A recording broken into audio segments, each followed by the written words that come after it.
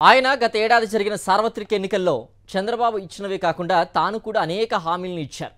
అధికారంలోకి వచ్చిన తర్వాత బాపట్ల ప్రజల బాధ్యతంతా తానే మోస్తానని ప్రకటనలు కూడా గుప్పించారు.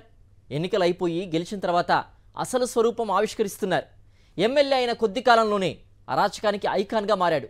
రియల్ వ్యాపారం, ఇసుక, సివిల్ పంచాయతీలు, లిక్కర్ ఇలా చెప్పుకుంటూ పోతే చాంతాడంత లిస్ట్ ఉంది. నేను ఎమ్మెల్యేను కాబట్టి అన్నీ నాకే కావాలని ఇష్టం వచ్చినట్లు చెలరేగిపోతున్నాడు. తాజాగా ఆయన కన్ను కేబుల్ వ్యాపారంపై పడిందట. కేబుల్కి సంబంధించిన వ్యాపారం మొత్తం నాకు అప్పగించి వెళ్ళిపోవాలని సదరు కంపెనీని బెదిరిస్తున్నాడని సమాచారం. కూటమి పార్టీల పాలన మొదలైన మొదటి రోజు నుంచే రాష్ట్ర వ్యాప్తంగా అక్కడ ఇక్కడ అనే తేడా లేకుండా ప్రతి నియోజకవర్గంలో అరాచక పాలన మొదలైంది. రాజకీయ కక్ష సాధింపులు రోజురోజుకు పెరిగాయే తప్ప ఎక్కడా తగ్గిన దాఖలాలు లేవు. చిన్న చితక నేతలే కాదు, ఏకంగా ముఖ్యమంత్రి చంద్రబాబు, మంత్రి లోకేష్ లాంటి వాళ్లు ప్రత్యేకంగా ద్వేషపూరిత వ్యాఖ్యానాలు, ప్రకటనలు చేస్తూ తమ కార్యకర్తలను, నేతలను రెచ్చగొడుతూ రాజ్యాంగ విలువలను మరిచిపోయి వ్యవహరిస్తున్నారంటే రాష్ట్రంలో పరిస్థితి ఏ స్థాయికి దిగజారిందో అర్థం చేసుకోవచ్చు. కూటమి ప్రభుత్వ అరాచక పాలనకు ప్రత్యేక నిదర్శనంగా నిలిచే జిల్లా గుంటూరు జిల్లా.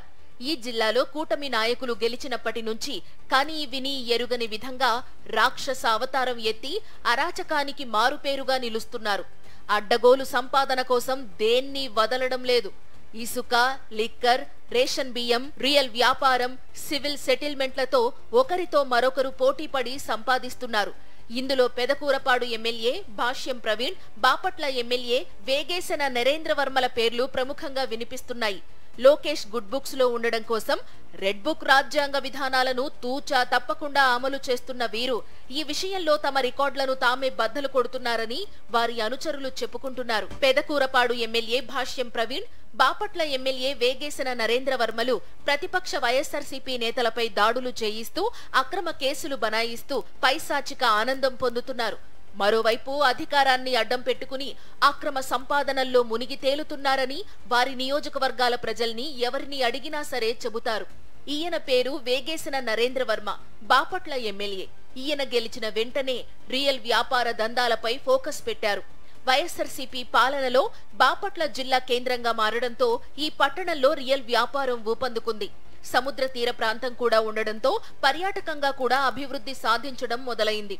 దీనిపై కన్నేసిన టీడీపీ నేత నరేంద్రవర్మ ఎమ్మెల్యే అయిన వెంటనే రియల్ వ్యాపారులను పిలిచి తనకేం కావాలో ఎలాంటి మొహమాటో లేకుండా వారికి స్పష్టం చేశారట.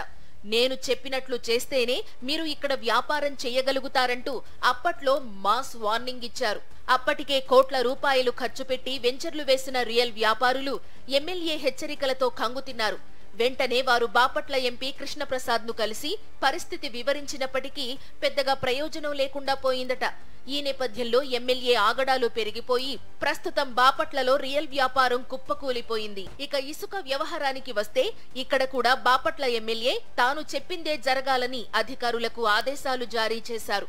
అక్రమ ఇసుక మైనింగ్ లో ఎమ్మెల్యే ఆయన అనుచరులదే ప్రధాన పాత్ర. కేవలం తన అనుచరులు మాత్రమే ఇసుక తవ్వకాలు చెయ్యాలి.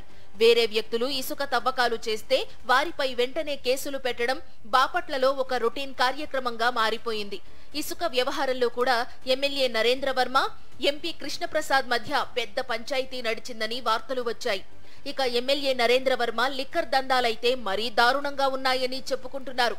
టెండర్లలో మద్యం షాపులు దక్కించుకున్న వాళ్ళని బెదిరించి వాటా ఇవ్వాలని అడగడం, ఇవ్వకపోతే వారిని తన్ని తరిమేయడం బాపట్లలో కొంతకాలం నడిచింది. ప్రస్తుతం మద్యం దందాలన్నీ ఎమ్మెల్యే కనుసన్నల్లోనే నడుస్తున్నాయని చెప్పుకుంటున్నారు. ఇక రేషన్ బియ్యం గురించి ప్రత్యేకంగా చెప్పనక్కర్లేదు. నియోజకవర్గంలో రేషన్ బియ్యం రీసైక్లింగ్ చేసి అమ్మడానికి ప్రత్యేకంగా వ్యక్తులను నియమించారంటే పరిస్థితి ఎలా దిగజారిందో అర్థం చేసుకోవచ్చు. ఇన్ని దందాల ద్వారా వస్తున్న ఆదాయం సరిపోవడం లేదని అనుకున్నారో ఏమో, తాజాగా ఎమ్మెల్యే నరేంద్రవర్మ కన్ను కేబుల్ నెట్వర్క్ పై పడిందని ఆయన అనుచరులు చెప్పుకుంటున్నారు. ఎమ్మెల్యే సోదరుడు బాపట్ల కేబుల్ నెట్వర్క్ పేరుతో కొత్త కేబుల్ వ్యవస్థను మొదలు పెట్టారట. ఆయన తన అనుచరులను ఉసిగొల్పి స్థానికంగా సేవలందిస్తున్న యాక్ట్ కేబుల్ ఆపరేటర్లను బెదిరించడం మొదలు పెట్టారట. యాక్ట్ ఆఫీసును నిర్వహిస్తున్న సిబ్బందిని పిలిపించి పెట్టే బేడా సర్దుకోవాలని వార్నింగ్ ఇచ్చారని సమాచారం. ఇక్కడ నేను ఎమ్మెల్యేను, ఇది బాపట్ల నియోజకవర్గం, నా రాజ్యం, ఇక్కడ నేను చెప్పిందే జరగాలి అని ఎమ్మెల్యే వార్నింగ్ ఇచ్చారట. మా బ్రదర్ కేబుల్ వ్యాపారం మొదలు పెట్టాడు. అది లాభాల్లో నడవాలంటే, బలోపేతం కావాలంటే మీరు ఈ పోటీలో నుంచి తప్పుకోవాలి. కాబట్టి వారం రోజుల్లో మీరు వ్యాపారాన్ని మాకు వదిలేసి వెళ్లిపోవాలంటూ హుకుం జారీ చేశారని టీడీపీ వర్గాల ద్వారా అందుతున్న సమాచారం.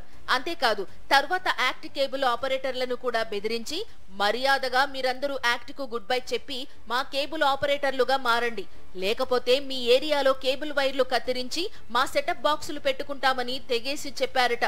అంతటితో ఆగకుండా కొన్ని ప్రాంతాల్లో కేబుల్ వైర్లు కత్తిరించేశారని సమాచారం. ఎమ్మెల్యే తీరును చూసి యాక్ట్ కేబుల్ యాజమాన్యం ఆందోళన చెందుతున్నట్టు తెలుస్తోంది. అధికారం వచ్చిన 9 నెలల్లోనే ఎమ్మెల్యే పూర్తిగా బరితెగించారని చెప్పుకుంటున్నారు. బాపట్ల నియోజకవర్గంలో అన్ని వ్యాపారాలను తన చేతుల్లోకి తెచ్చుకోవాలని ఆయన చేస్తున్న ప్రయత్నాలను జనం చీదరించుకుంటున్నారని టీడీపీ వర్గాల ద్వారా అందుతున్న సమాచారం.